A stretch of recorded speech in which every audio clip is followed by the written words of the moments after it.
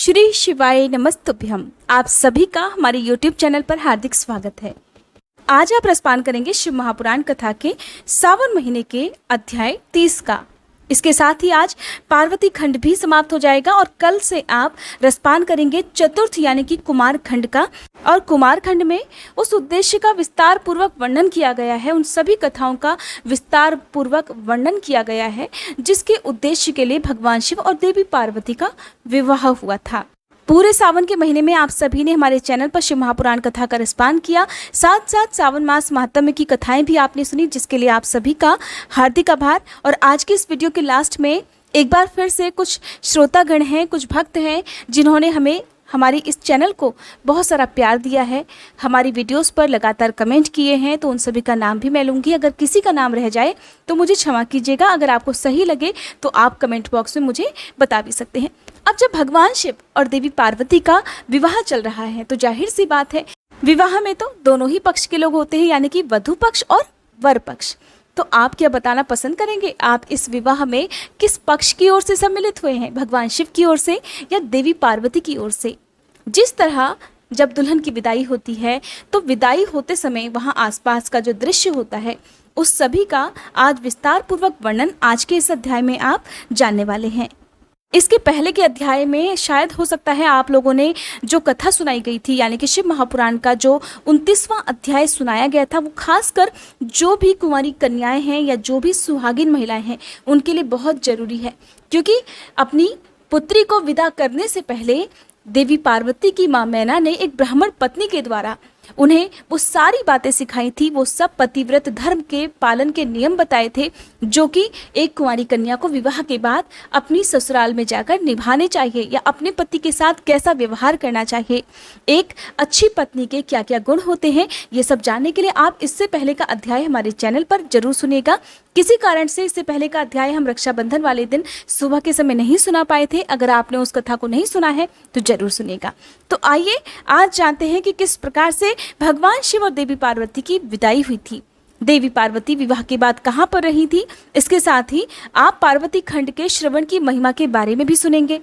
आप सभी को एक बार फिर से बता दूं कि कल से भाद्रपद मास में हमारे चैनल पर शिव महापुराण की आगे की कथाएं सुनाई जाएंगी, यानी कि पार्वती खंड समाप्त होने के बाद कल से जो कथाएं सुनाई जाएंगी, आप उस वीडियो के थंबनेल को देखकर बिल्कुल भी परेशान मत होइएगा। ये मत सोचिएगा कि क्या हमने फिर से शिव महापुराण की कथाएं सुनाना प्रारंभ कर दिया है, क्योंकि उसमें भी आपको अध्याय 1 ही लिखा हुआ मिलेगा। तो जो कुमार खंड है वो अध्याय 1 से प्रारंभ है, लेकिन शिव महापुराण की कथाएं आपको लगातार तब तक सुनाई जाएंगी, हर महीने सुनाई जाएंगी जब तक पूरा शिव महापुराण कंप्लीट नहीं हो जाता। तो इस तरह से आपको लिखा हुआ दिखाई देगा, जैसे कि भाद्रपद मास महात्म्य अध्याय 1। हो सकता है आप इसको देखकर कंफ्यूज हो जाए, एक बार वीडियो को देखकर उसे आप सुन लीजिएगा तो आपको खुद पता चल जाएगा कि ये तो आगे की ही कथाएं हैं।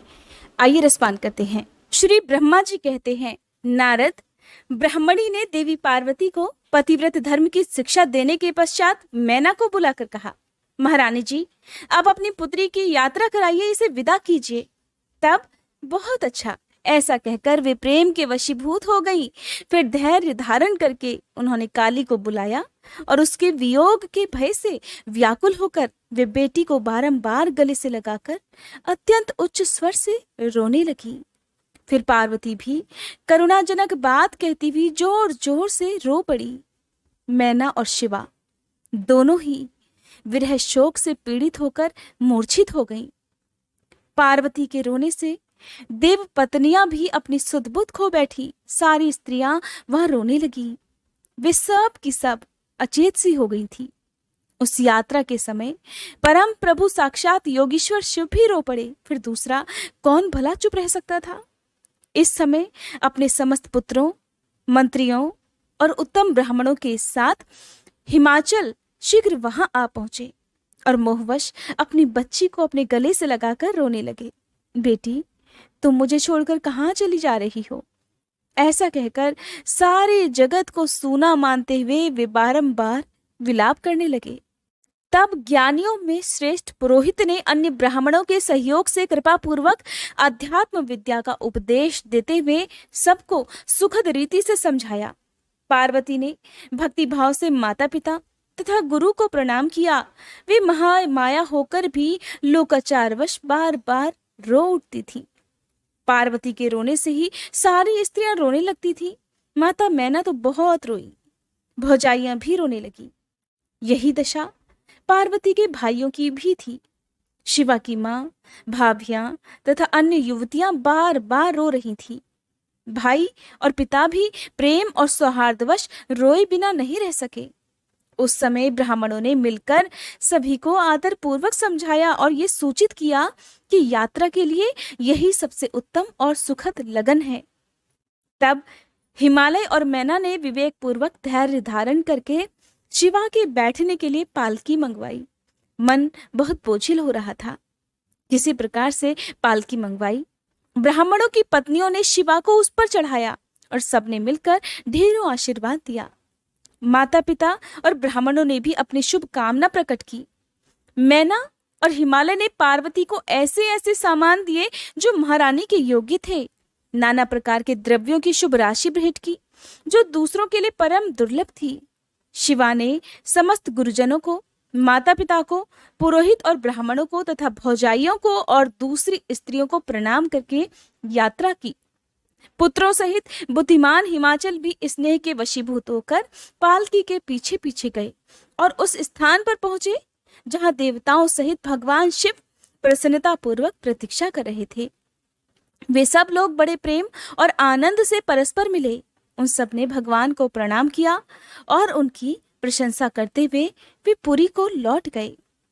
अब कैलाश पर पहुंच चुके हैं भगवान शिव और पार्वती जी। वहां पर पहुंचकर भगवान शिव ने देवी पार्वती से कहा, देवेश्वरी, तुम सदा से ही मेरी प्राण प्रिया हो। तुम्हें लीला पूर्वक इस बात की याद दिला रहा हूँ। तुम्हें पूर्व जन्म की बातों का स्मरण है? अतः मेरे और अपने नित्य संबंध का यदि तुम्हें स्मरण हो तो बताओ। अपने प्राणनाथ महेश्वर की ये बात सुनकर शंकर की नित्य प्रिया पार्वती मुस्कुराती हुई बोली, हे प्राणेश्वर, मुझे सब बातों का स्मरण है, किंतु इस समय आप मौन रहिए और इस अवसर के अनुरूप जो भी कार्य हो उसी को शीघ्र पूर्ण कीजिए। श्री ब्रह्मा जी कहते हैं, नारद, प्रिया पार्वती के सैकड़ों सुधा धाराओं के समान मधुर वचन को सुनकर लोकाचार परायण भगवान विश्वनाथ बड़े प्रसन्न हुए। उन्होंने बहुत सी सामग्रियां एकत्र करके नारायण आदि देवताओं की भांति भांति मनोहर भोज वस्तुएं खिलाईं। इस तरह अपने विवाह में पधारे हुए दूसरे लोगों को भी भगवान शंकर ने प्रेम पूर्वक सुमधुर रस से युक्त नाना प्रकार का अन्न भोजन कराया। भोजन कराने के बाद उन सभी देवताओं ने नाना रत्नों से विभूषित होकर अपनी स्त्रियों और सेवक गणों के साथ आकर प्रभु चंद्रशेखर को प्रणाम किया। फिर प्रिय वचनों द्वारा प्रसन्नता पूर्वक उनकी स्तुति और परिक्रमा करके शिव विवाह की प्रशंसा करते हुए वे सब लोग अपने अपने धाम को चले गए। मुने, साक्षात भगवान शिव ने लोकाचारवश भगवान विष्णु को और मुझको भी प्रणाम किया। ठीक उसी तरह जैसे वामन रूपधारी श्री हरि ने महर्षि कश्यप को नमस्कार किया था, तब मैंने और श्री विष्णु ने शिव को हृदय से लगाकर उनको आशीर्वाद दिया। तदंतर श्री हरि ने उन्हें परब्रह्म परमात्मा मानकर उनकी स्तुति की। इसके बाद मेरे सहित भगवान विष्णु शिव से विदा लेकर शिवा और शिव को प्रसन्नता पूर्वक हाथ जोड़कर उनके विवाह की प्रशंसा करते हुए अपने उत्तम धाम को चले गए। भगवान शिव भी पार्वती के साथ सानंद विहार करते हुए अपने निवास भूत कैलाश पर्वत पर रहने लगे। समस्त शिव गणों को इस विवाह से बड़ा सुख मिला। वे अत्यंत भक्ति पूर्वक शिव और शिवा की आराधना करने लगे। नारद, इस प्रकार मैंने परम मंगलमय शिव विवाह का वर्णन किया। ये शोकनाशक, आनंददायक तथा धन और आयु की वृद्धि करने वाला है। जो पुरुष भगवान शिव और शिवा में मन लगाकर पवित्र होकर प्रतिदिन इस प्रसंग को सुनता अथवा नियम पूर्वक दूसरों को सुनाता है, वह शिवलोक को प्राप्त कर लेता है। ये अद्भुत आख्यान कहा गया जो मंगल का आवास स्थान है। ये संपूर्ण विघ्नों को शांत करके समस्त रोगों का नाश करने वाला है। इसके द्वारा स्वर्ग, यश, आयु तथा पुत्र और पौत्रों की प्राप्ति होती है। ये संपूर्ण कामनाओं को पूर्ण करता, इस लोक में भोग देता और परलोक में मोक्ष प्रदान करता है। इस शुभ प्रसंग को सुनने से अपमृत्यु का शमन होता है और परम शांति की प्राप्ति होती है। ये समस्त दुस्वप्नों का नाशक तथा बुद्धि और विवेक आदि का साधक है। अपने शुभ की इच्छा रखने वाले लोगों को शिव संबंधी सभी उत्सवों में प्रसन्नता के साथ प्रयत्न पूर्वक इसका पाठ करना चाहिए। ये भगवान शिव को संतोष प्रदान करने वाला है। विशेषतः देवता आदि की प्रतिष्ठा के समय तथा शिव संबंधी सभी कार्यों के प्रसंग में प्रसन्नता पूर्वक इसका पाठ करना चाहिए अथवा पवित्र होकर शिव पार्वती के इस कल्याणकारी चरित्र का श्रवण करना चाहिए। ऐसा करने से समस्त कार्य सिद्ध हो जाते हैं। ये सत्य है, ये सत्य है और इसमें कोई संशय नहीं। जय भोलेनाथ। आज शिव महापुराण कथा का 30वां अध्याय समाप्त हुआ। इसके साथ ही शिव महापुराण कथा का तीसरा खंड यानी कि पार्वती खंड भी समाप्त हो गया है। अब बारी है उन सभी श्रोतागणों का हार्दिक आभार व्यक्त करने की जिन्होंने अब तक हमारे चैनल को ढेर सारा प्यार दिया है। किसी कारणवश अब भी कुछ लोग कमेंट नहीं कर पाए हैं, मैं उन सब का भी हार्दिक आभार व्यक्त करती हूँ। तो हमारे जो श्रोतागण हैं जो नियमित रूप से हमें कमेंट करते हैं, अपना प्यार देते हैं, उनमें से नाम है मंजू शर्मा जी। आप लोगों की YouTube ID जिस नाम से है वही नाम मैं लूँगी, क्योंकि मुझे नहीं पता कि आपका असली नाम क्या है। तो आप ये मत सोचिएगा कि आपका नाम लेने से रह गया है। एक बार कमेंट करने से पहले आप ये देख लीजिएगा कि आपकी YouTube ID किस नाम से है। तो रेणु शर्मा जी, सुनील 704 कुमार जी, सोनम नागर जी, लीला Francis ji, Kala ji vlogs, thank you so much, Chaman Lal ji, ABCDEF, Dev Kumari Neetam ji, Mahesh Bainsla ji, Anupam Bhardwaj ji, Seema Narula ji, Deval Sahu ji, thank you so much, Brajesh Kumar ji, thank you, Kanta Bagaria ji, Hemlata Mittal ji, Santosh Chandak ji, Shashi Bala Chauhan ji, Ranjana Sharma ji, Ajay Vishwakarma ji, Vasundhara Sharma ji, Ramchandra Mahali ji, Jyoti Rikhi ji, आपका यही नाम लिखा हुआ है, Asha Sharma ji, Rajat Vajpayee ji, Manjula Bhatt ji, Asha Sharma ji, Saroj Nagaich ji, thank you so much, Suman Gupta ji, Vandana Gulati ji, rail Gyan and train games के नाम से इनका चैनल है, हो सके तो आप इनका चैनल भी देख सकते हैं।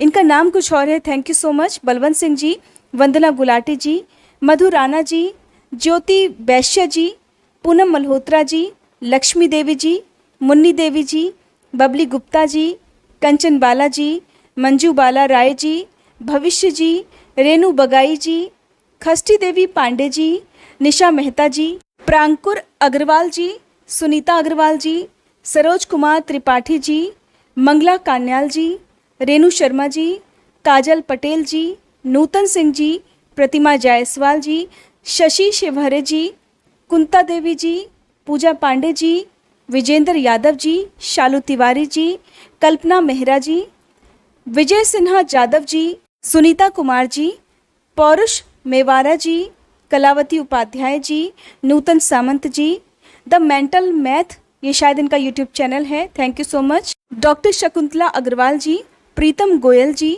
उषा गोस्वामी जी, बीना मिश्रा जी, मेजर मुरारी लाल जी जो कि शायद दिल्ली से हैं, thank you so much, Pramila Maheshwari ji, Kirti Dubey ji, Chhaya Pandey ji, Shivansh Mehra ji, Yash Sharma ji, Meena R ji, than Kumari KR ji, Sarita Rahlan ji, Twinkle Chakraborty ji, Akhilesh Dwivedi ji, Sanchita Phalke ji, Panku Bhati ji, Gayatri Sharma ji जो विदिशा से हैं, Praveen Kumar Bhati ji, Bharti Chhetia ji, Romil gaming, Rita and Anamika Maurya ji, Sushma Singh ji, Asha Dey ji, Anju Devi ji, Santosh Uniyal ji, Manju Keshari ji, Atri girl, आपके नाम के स्पेलिंग ATRAY और ट्रे गर्ल है या मुझे नहीं पता, ये आपका चैनल का नेम है, thank you so much, Jaswant Gehlot ji, Anju Subba ji, Rajni Devi ji, Seema Sonkar ji, Anju Sanjeev Gupta जी,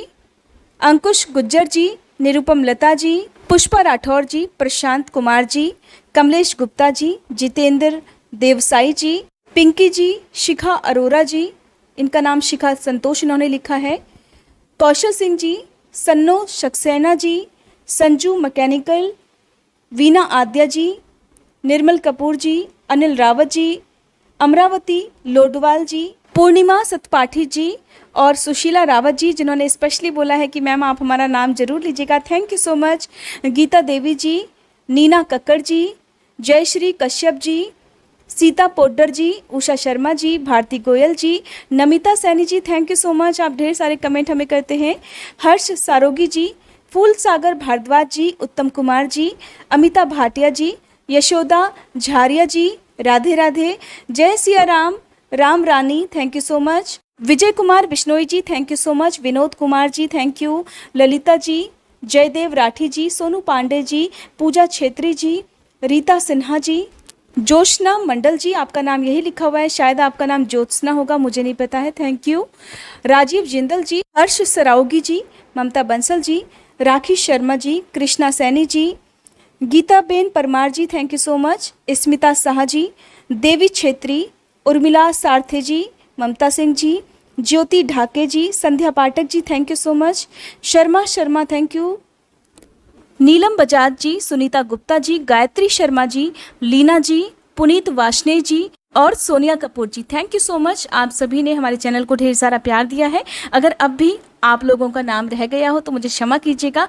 हो सके तो कमेंट बॉक्स में अपना नाम लिखिएगा, ताकि भाद्रपद मास महीने की जो पहली वीडियो है उसके लास्ट में फिर एक बार मैं आप सभी का हार्दिक आभार व्यक्त कर सकूं।